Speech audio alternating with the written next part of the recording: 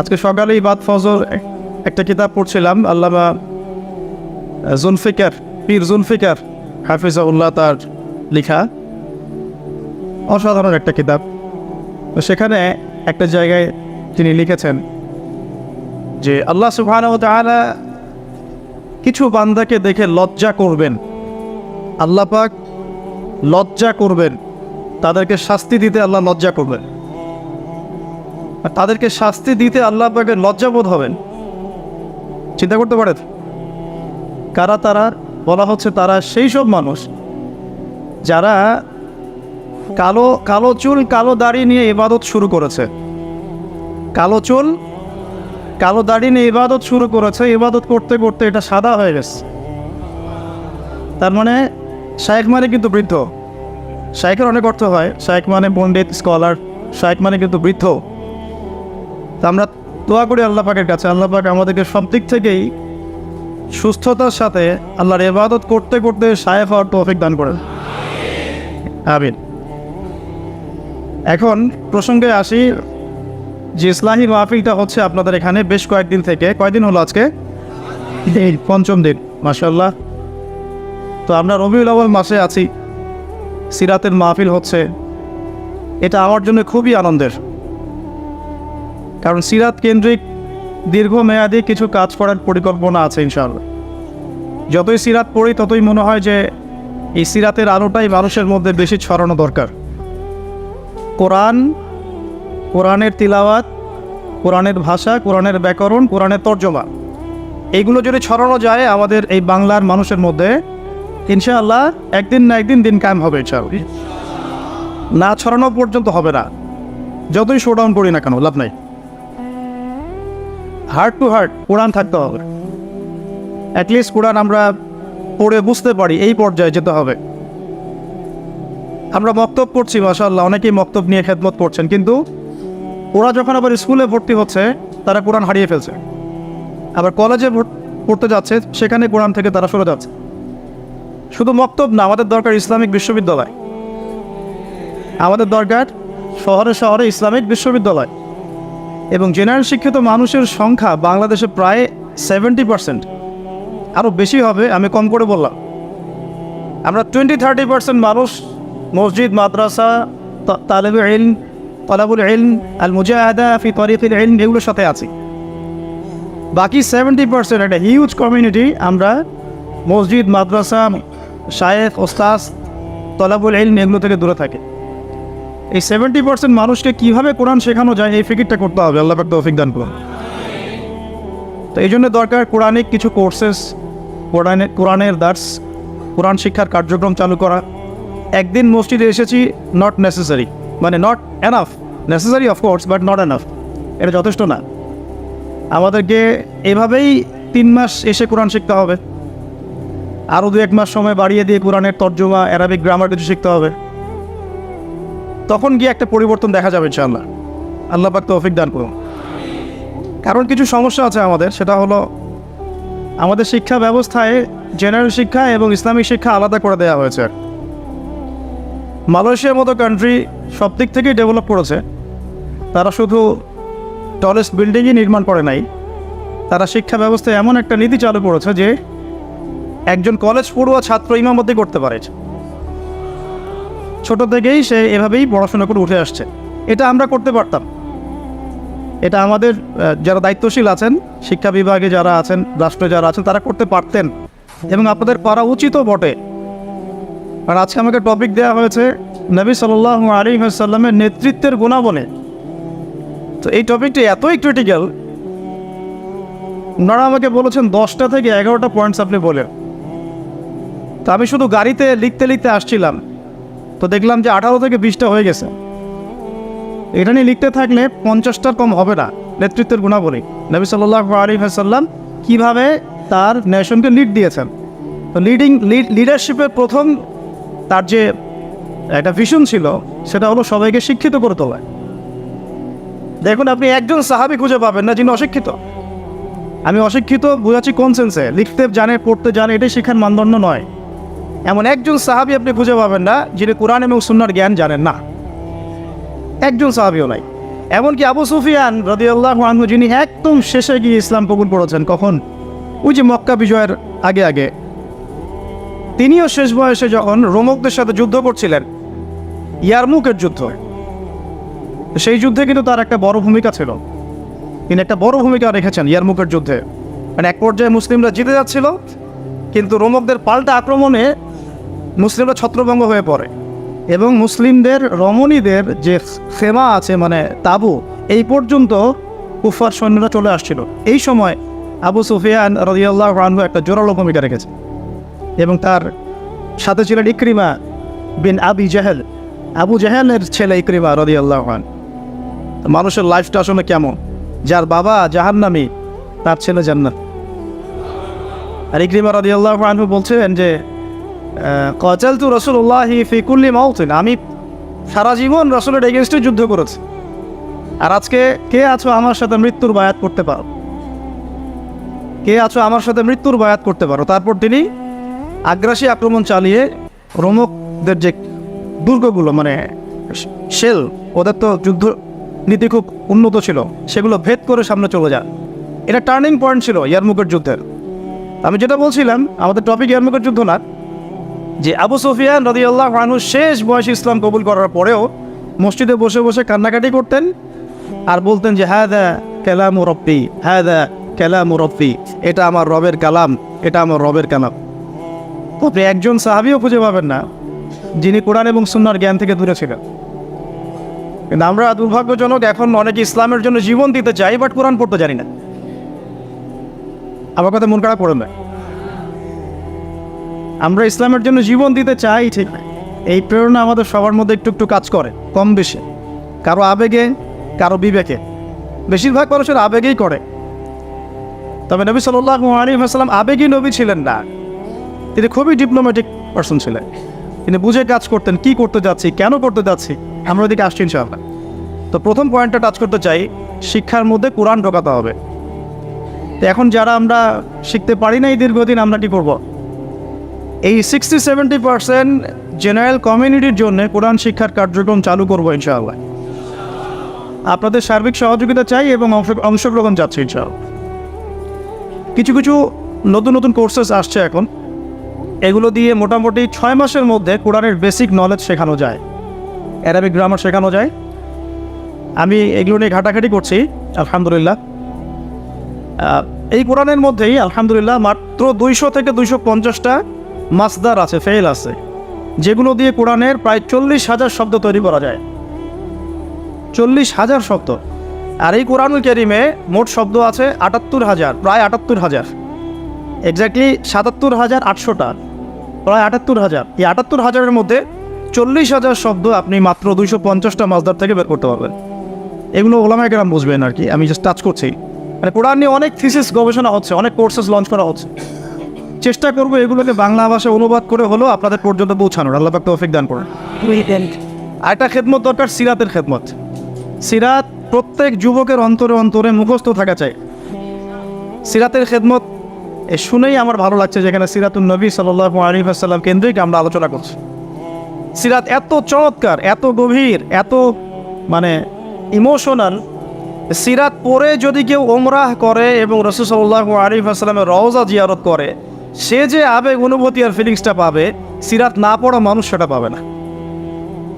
সিরাত পড়ে যদি আপনি সিরাতের সাথে সংশ্লিষ্ট স্থানগুলো জিয়ারা করেন, তাহলে যে ফিলিংসটা পাবেন, সিরাত না পড়ে পাবেন। আর কোরআন এবং সুন্নাহর, কোরআনের আয়াতগুলো এবং হাদিসগুলো কোনটা কোন প্রেক্ষাপটে কখন কিভাবে নাজিল হয়েছে, এটা বোঝার জন্য সিরাত লাগবে।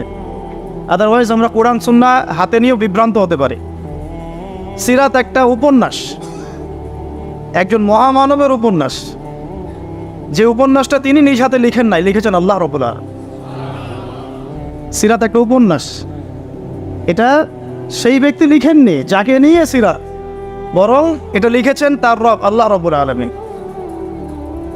সিরাতুন নবী সাল্লাল্লাহু আলাইহি ওয়াসাল্লাম। তো সিরাতের অনেক পার্ট আছে, সিরাত এবং দাওয়াত, সিরাতের আলোকে দিন কায়েম, সিরাতের আলোকে সুন্নাহ, সিরাতের আলোকে আসবাবুন নুজুল, অনেক পার্ট হতে পারে। সিরাতের আলোকে গাজওয়া, সিরাতের আলোকে সারিয়া, সিরাতের আলোকে জিহাদ, সিরাতের আলোকে দাওয়াত, অনেক কিছু হতে পারে। তো আমরা চাচ্ছি সিরাতের একটা প্যানেল তৈরি করতে, মানে সিরাত বিশেষজ্ঞ প্যানেল। এখান থেকে অনেক ভালো ভালো অনেক বড় বড় ওলামায়ে কেরাম এবং অনেক ভালো ভালো তলেবে ইলম উঠে আসবেন, যাদেরকে নিয়ে একটা প্যানেল করা যায়, করে সিরাতের ছোট থেকে ছোট বড় থেকে বড় বিষয়গুলোকে নিয়ে আলাদা আলাদা করে আমরা দার্স রেডি করতে পারি। সিরাতের উপরেই দেখা গেল 50টা দার্স, ঠিক আছে? তো আমার নিয়াত আছে, আপনারা দোয়া করবেন আল্লাহ পাক যেন তৌফিক দান করেন। এবং সিরাত নিয়ে কাজ করতে ইচ্ছুক এমন যুবক ভাই বা যারা তালেবে ইলম আছেন বা যারা এখনও পড়াশোনা করছেন বা ওলামায়ে কেরাম যদি এগিয়ে আসেন, পরামর্শ দেন, আমি খুব উপকৃত হব চাও। আল্লাহ পাক তৌফিক দান করুন।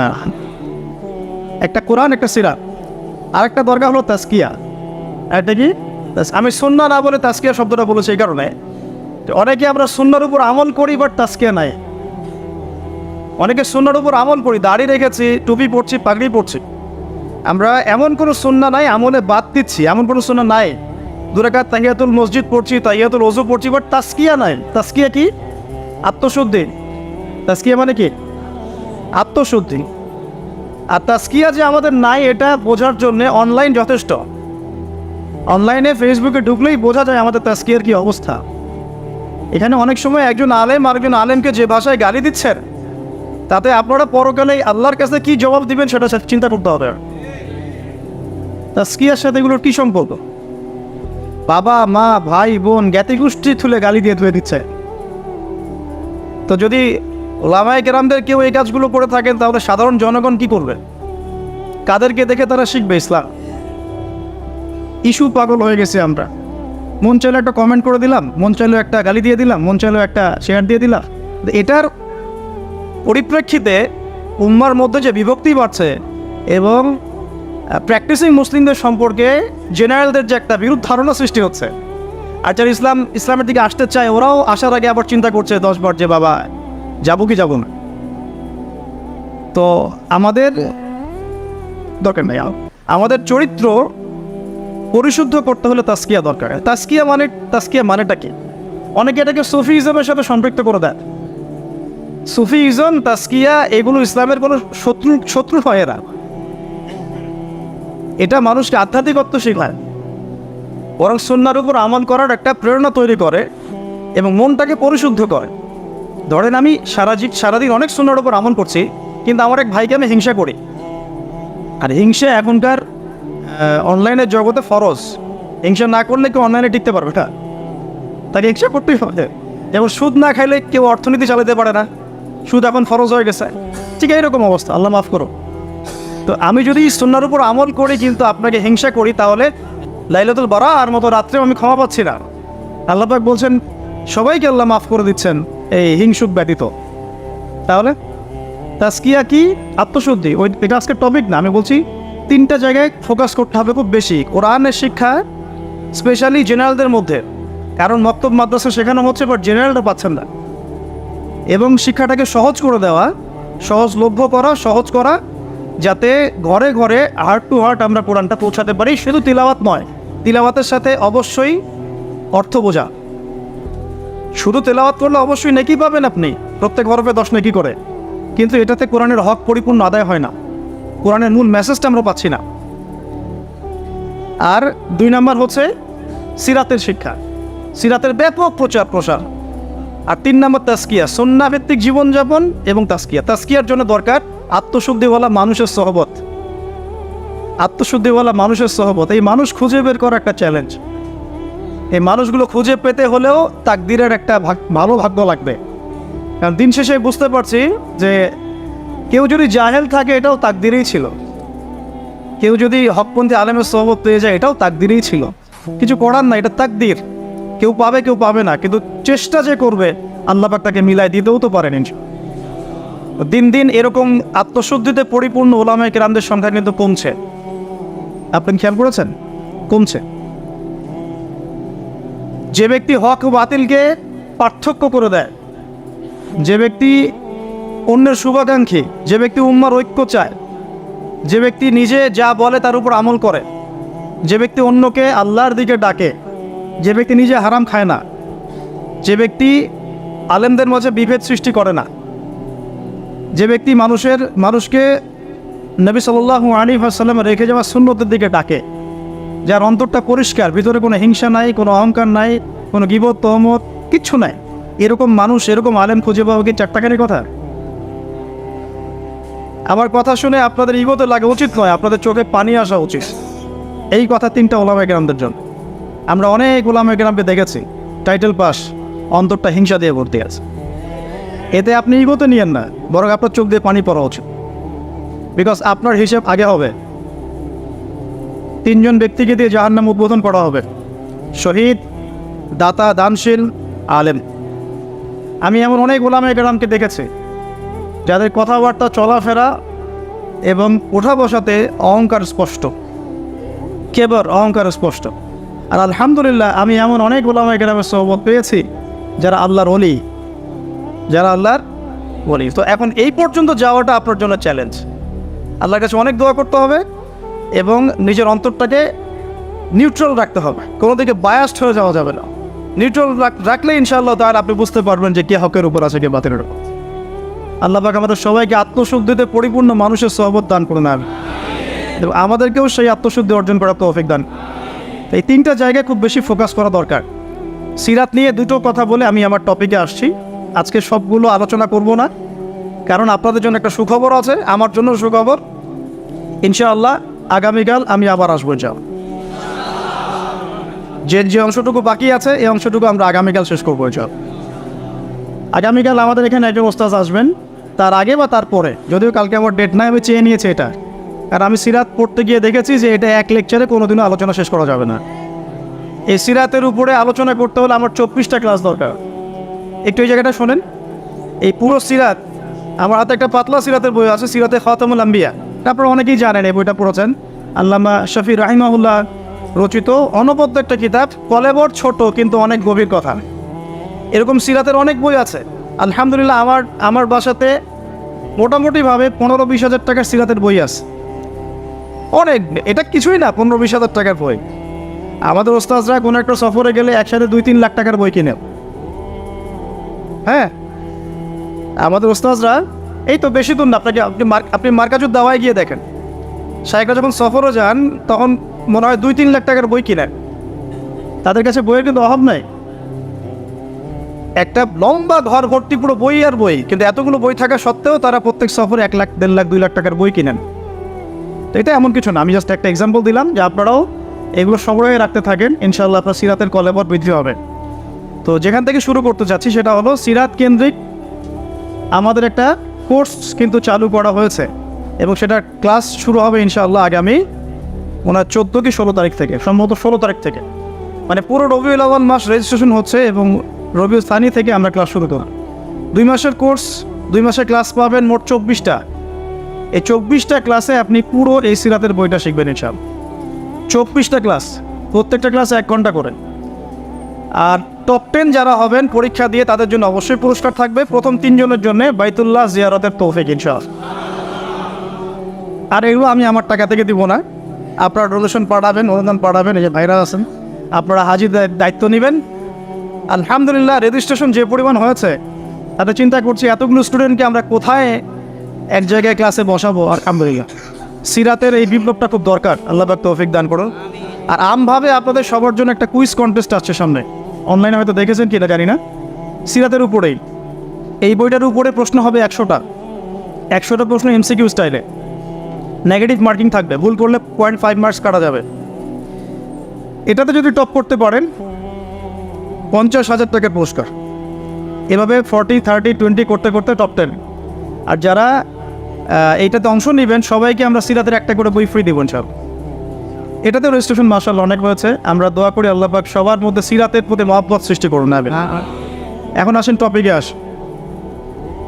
কঠিন টপিক, নবী সাল্লাল্লাহু আলাইহি ওয়াসাল্লামের নেতৃত্বের গুণাবলী।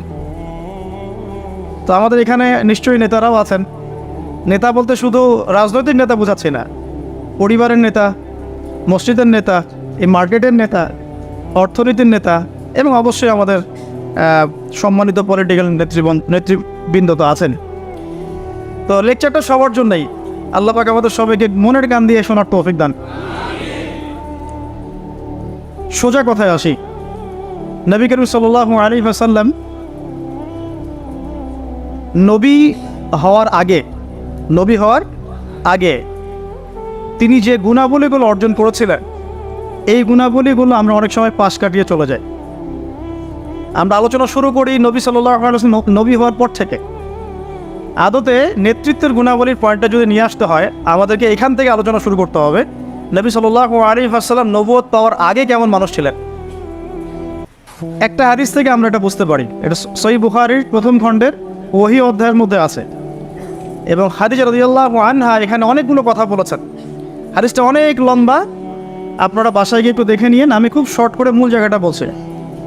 আল্লাহ নবী সাল্লাল্লাহু আলাইহি ওয়াসাল্লাম যখন ওহী প্রাপ্ত হলেন, আপনারা জানেন উনি ভয় পেয়েছিলেন। জিবরাইল আলাইহিস সালাম এসে তাকে বলেছিলেন, ইকরা, আপনি পড়ুন। তিনি বলেছেন, মা আনা বিকারি, আমি তো পড়তে জানি না। তখন বলা হচ্ছে পড়ুন, আবার বলছেন আমি তো পড়তে জানি না। চেপে ধরা হচ্ছে, ছেড়ে দেওয়া হচ্ছে, চেপে ধরা হচ্ছে, ছেড়ে দেওয়া হচ্ছে, 3 বার চেপে ধরা হয়েছে। একটু চিন্তা করতে পারি কি না আমরা, যদি কোনো জিনও এসে আমাকে চেপে ধরে তাহলে কি অবস্থা হবে? জিন তো খুব বেশি শক্তিশালী না।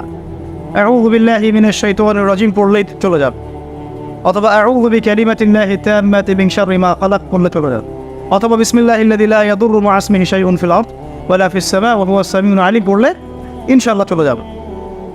আরও অনেক দোয়া আছে, জানতে হলে স্পেশাল সাক্ষাৎ দরকার ভিজিটের সাথে, ঠিক আছে? এখন ফেরেশতা চেপে ধরলেন, তাহলে তো ব্যাপারটা অনেক কঠিন, অনেক বার্ডেন তার মাথায় তখন ছিল, বুকের মধ্যে ভার। এই অবস্থায় তিনি যখন বাসায় এসেছেন, খাদিজা রাদিয়াল্লাহু আনহাকে তিনি একটা কথা বলেছেন, খাশিত ওয়াকাদ খাশিতু আলা নাফসি, আমি আমার নিজের নফসের উপরে ভয় পাচ্ছি। আপনারা পড়ে দেখেন, সহিহ বুখারীতে আছে প্রথম খণ্ডে ওহী অধ্যায়। এই জায়গায় খাদিজা রাদিয়াল্লাহু আনহা 4টা থেকে 5টা বাক্য বলেছেন তার সম্পর্কে। 1, আপনি এতিমের দেখাশোনা করেন। 1, আপনি বিধবাদের খোঁজখবর নেন। আপনি মুসাফিরদের খাবার দেন। হ্যাঁ, আপনি অসহায়ের পাশে দাঁড়ান। আল্লাহ রাব্বুল আলামিন আপনাকে ধ্বংস করবেন না ইনশাআল্লাহ। তিনি কিন্তু নবী এইমাত্র হলেন, আর এই কথাগুলো নবুয়তের আগের চারিত্রিক বৈশিষ্ট্য ব্যাখ্যা করছে, তাই তো? নবী সাল্লাল্লাহু আলাইহি ওয়াসাল্লাম বিয়ে করেছেন কত বছরে? 25। আর খাদিজা রাদিয়াল্লাহু আনহার বয়স তখন 40। নবী সাল্লাল্লাহু আলাইহি ওয়াসাল্লামের বয়স তখন 40, বিয়ে হয়েছে 25-এ। 25 থেকে 40 কত হলো? 15 বছর। এই 15 বছরে খাদিজা রাদিয়াল্লাহু আনহা দেখেছেন নবী সাল্লাল্লাহু আলাইহি ওয়াসাল্লাম মিসকিনদের পাশে থাকেন, তিনি এতিমের দেখাশোনা করেন, তিনি বিধবাদের খোঁজখবর নেন, মুসাফিরদের অন্নদান করেন, মিসকিনদের পাশে থাকেন। মানে তিনি কারো প্রতি জুলুম করেন না, তিনি খুবই মানবিক একজন মানুষ, এবং তার চারিত্রিক বৈশিষ্ট্য অনন্য সুন্দর। ইনশাআল্লাহ আল্লাহ আপনার কোনো ক্ষতি করবেন না। এটা তার স্ত্রী তাকে বুস্ট আপ করলেন পিছন থেকে। এখন নবুয়তের আগের এই গুণাবলীগুলো কি আমরা অর্জন করতে পেরেছি? নবুয়তের আগের এই চারিত্রিক গুণাবলীগুলোই কি আমাদের নেতৃবৃন্দের মধ্যে আছে কিনা? নেতৃবৃন্দ বলতে আমরা সবাই বোঝাচ্ছি মনে করেন, আমাদের মধ্যে আছে কিনা? আমরা সবাই কোনো না কোনো জায়গায় দায়িত্বশীল, বাড়ির বা মসজিদের বা ব্যাংকের বা অর্থনীতির বা রাজনীতির। এখন এই যে এতিমের দেখাশোনা করা, বিধবাদের পাশে থাকা, মিসকিনদের খোঁজখবর নেওয়া, মুসাফিরদের অন্ন দেওয়া এবং দুর্বলদের সাহায্য করা, এটা আমাদের মধ্যে আছে কিনা? নবী তিনি এখনো হন নাই, কেবল হলেন। নবুয়তের আগের গুণাবলী নবীজি বলছেন, ইন্নামা বুইসতু লিউতাম্মিমা মাকারিমাল আখলাক, আমি উত্তম চরিত্রকে পূর্ণতা দেওয়ার জন্যই প্রেরিত হয়েছে। এখন বাস্তবতা দেখেন, নবী হওয়ার আগে আমাদের নবী সাল্লাল্লাহু আলাইহি ওয়াসাল্লামের যে চারিত্রিক বৈশিষ্ট্যগুলো ছিল, আমরা হতভাগা উম্মাহ, আমরা এখনও মুসলমান হয়েও, মুসলমান ঘরে জন্ম নিয়েও, কোরআন হাতে পেয়েও, হাদিস হাতে পেয়েও সেই গুণাবলী অর্জন করতে পারে। অগণিত মুসলমান জিনা করে, মুসলমান সুদ খায়, অগণিত মুসলমান ঘুষ খায়, অগণিত নেতৃবৃন্দ দুর্নীতি করেন। সবার কথাই বলছি, আমরাও দুর্নীতি করি। যেমন আমরা যে লেকচার দিতে বসেছি, আমি যদি আমার হক আদায় না করি, এটাও আমার ইলমের উপর দুর্নীতি হবে কি না? আর আমাকে যদি কোনো প্রশ্ন করেন যে প্যালেস্টাইন এমন যে ইস্যু চলছে, এটার কি জবাব হবে, আর আমি যদি আমার স্বার্থ চিন্তা করে পাশ কাটিয়ে ডানে বামে অ্যান্সার দেই, দুর্নীতি করলাম ইলমের সাথে, করলাম কি না? এই জন্য জিজ্ঞাসা করেন না। ঠিক আছে, আচ্ছা। তো দেখুন নবী সাল্লাল্লাহু আলাইহি ওয়াসাল্লাম এই গুণাবলীগুলো আছে কিনা? আমরা সুদ খাচ্ছি, আমরা জিনা করছি। আপনি 5% মানুষ খুঁজে পাবেন না এখন যারা সুদ খায় না। কোনো না কোনোভাবে আমরা রিবার সাথে জড়িত। আর যারা ইকোনমিক্স নিয়ে পড়াশোনা করেন ওই আলেমদেরকে জিজ্ঞাসা করবেন, যারা ইকোনমিক্স নিয়ে পড়াশোনা করেছেন এমন আলেমকে জিজ্ঞাসা করবেন পেপার মানি ইলেকট্রনিক মানির মধ্যে রিবা আছে কি নাই। যাদের মধ্যে এই জ্ঞান নেই ওদেরকে জিজ্ঞাসা করে লাভ নাই, তারা বলবে খারেজি। কি বলবে? তারা বলবে খারেজি হয়ে গেছে।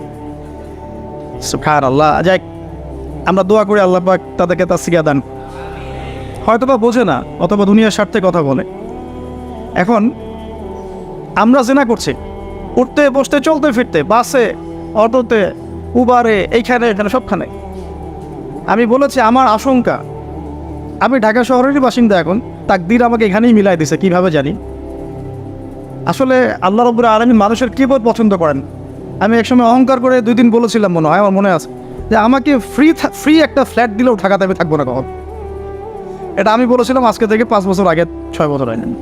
আল্লাহ রাব্বুল আলামিন হয়তো এই কথাটা পছন্দ করেন, কারণ আল্লাহ পাক কিবোধ অহংকার এরকম শক্ত কথা পছন্দ করেন না, মেবি, আল্লাহ ভালো জানেন। তো আল্লাহ পাক এইখানেই আমাকে শ্বশুর বাড়ি দিয়ে দিস, থাকবে না মানে থাকতেই হবে। আর আলহামদুলিল্লাহ এখানে এসে দেখলাম যে মাশাআল্লাহ বাংলাদেশের অনেক বরেণ্য উলামায়ে কেরাম এই শহরকে কেন্দ্র করে কাজ করে। তাদের সোহবত যদি না থাকতো আমি এই শহরে থাকতাম না, তাদের সোহবত যদি না থাকতো এই শহরে হয়তো আমি থাকতাম না। তবে তারা এই শহরের যান্ত্রিক জীবন থেকে দূরে থাকেন, কারণ যান্ত্রিক জীবনে আপনি আল্লাহর নূর মারেফত বুঝতে পারবেন না।